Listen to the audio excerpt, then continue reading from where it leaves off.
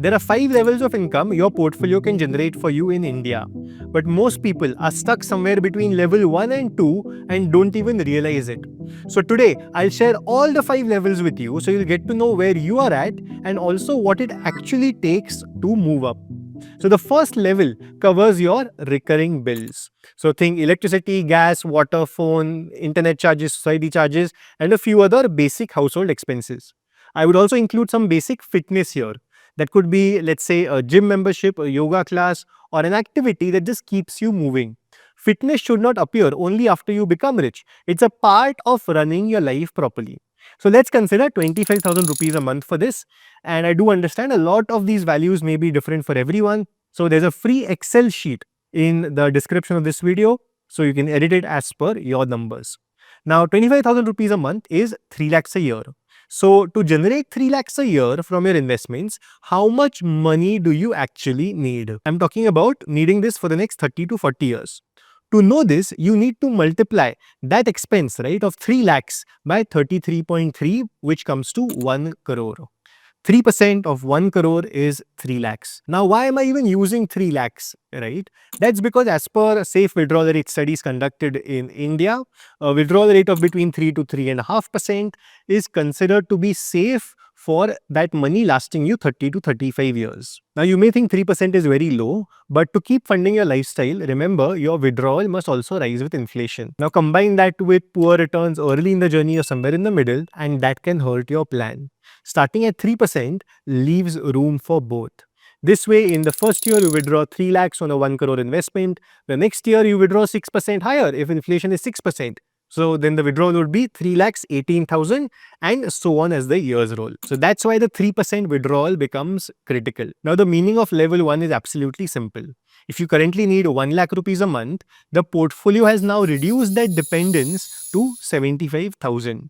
You haven't retired, yes, but one part of your month simply no longer needs you to earn actively for it. And then comes level 2, which covers groceries, household supplies, transport, routine medicines, health insurance premiums, domestic help, and even some occasional shopping. Now, I'm deliberately saying occasional shopping.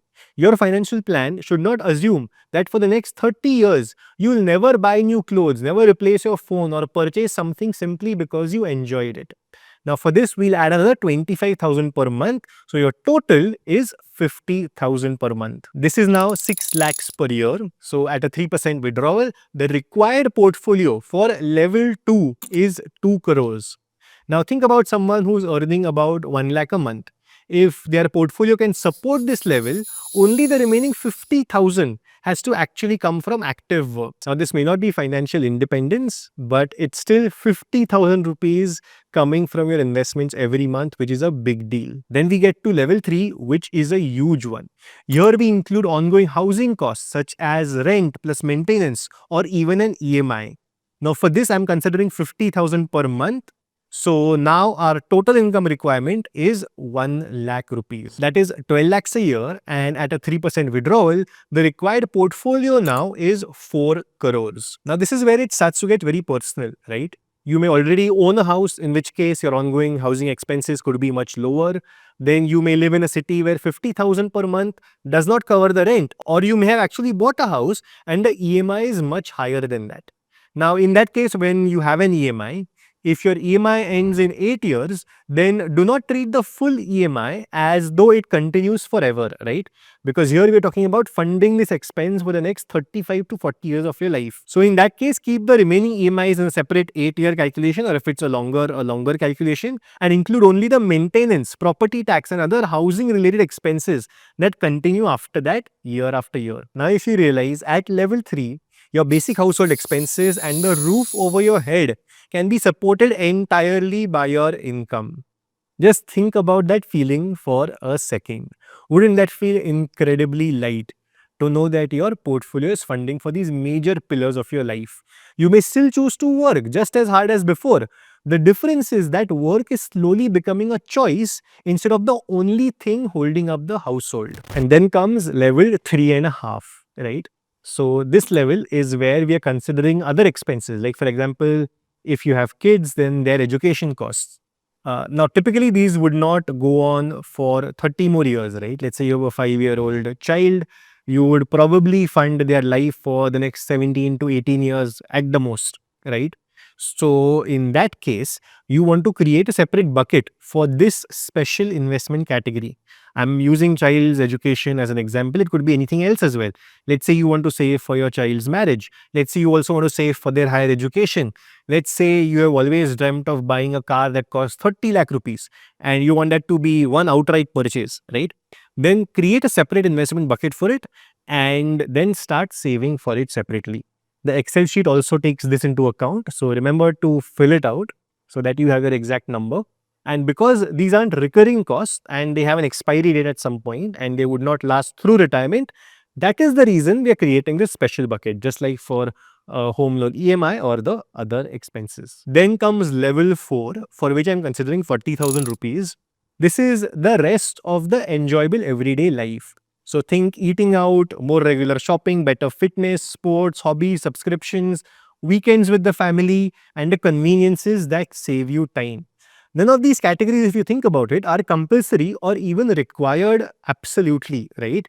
But if something gives you genuine happiness and you can afford it, do not remove it only to make the retirement number seem smaller. Now, 1.4 lakhs a month is 16.8 lakhs a year. At a 3% withdrawal, the required portfolio is 5.6 crores. Now, level 4 also includes those one-off expenses that occur every few years, if not every year, right? But you know that every 5 to 7 years, that expense would occur.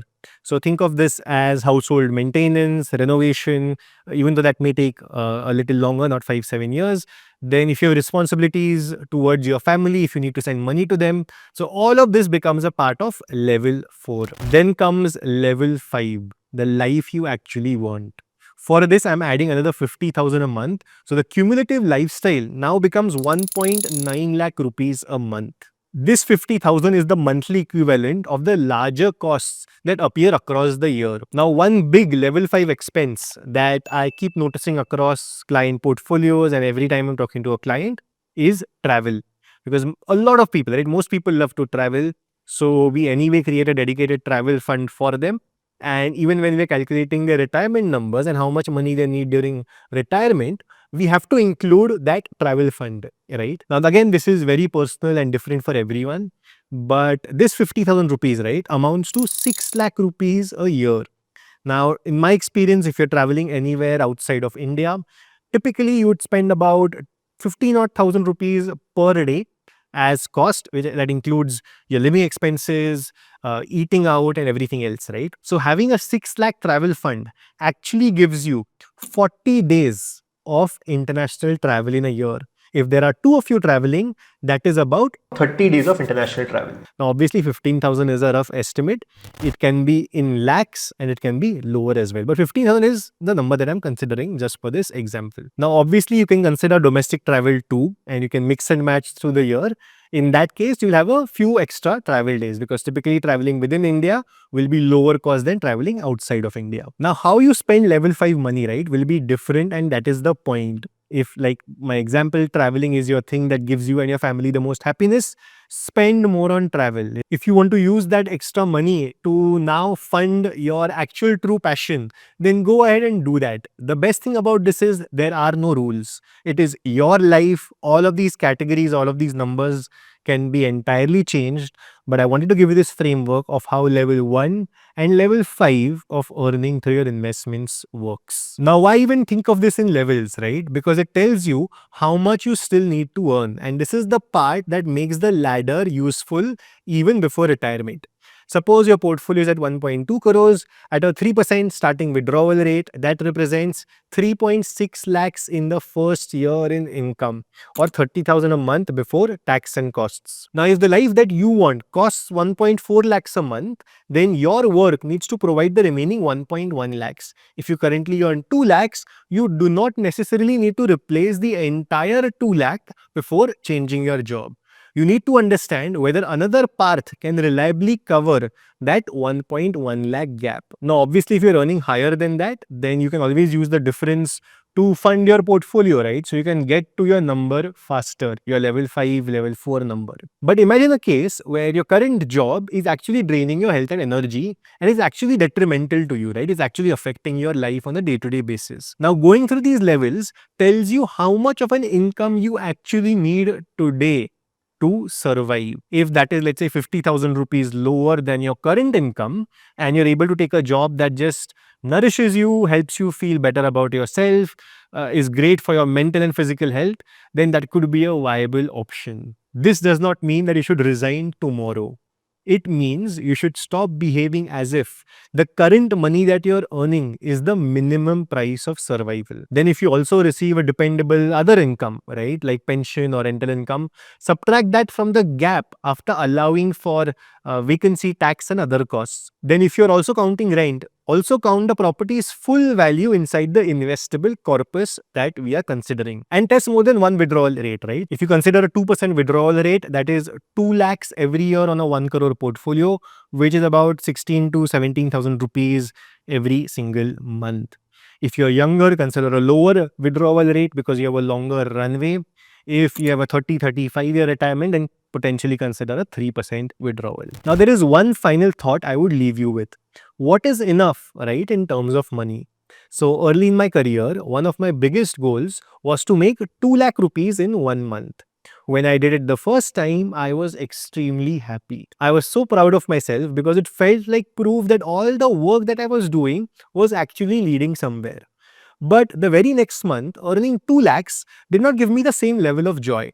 The number had already become normal. Today, even earning several times of that doesn't automatically feel like it's enough. There's always another target, right? Another comparison that we make. If you wait for money itself to tell you when you have enough, believe me, it will never do so. First, decide what kind of life you want to live, where you will live, how you will work, and what matters for your health, family, learning, and happiness. Price that life honestly. Then calculate the portfolio income and active income required to fund it. And at the other extreme, right? Constant travel and sitting on beaches, it sounds wonderful, yes. But without anything productive for a long time, life can be aimless. I firmly believe that when there is no growth, we begin to decay as human beings.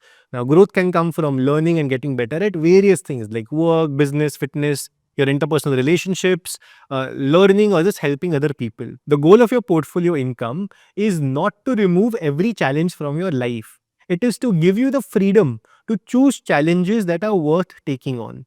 It gives you the power to say no to things that no longer serve you or are harmful for you. Say yes to work, people, and experiences that actually fill you up with energy. So edit the Google Sheet in the description, replace every sample number and category with yours, and find two things. First, which level your portfolio is on, and secondly, how much active income your chosen life still requires. Do not ask whether 2 crores, 5 crores, or 10 crores is enough.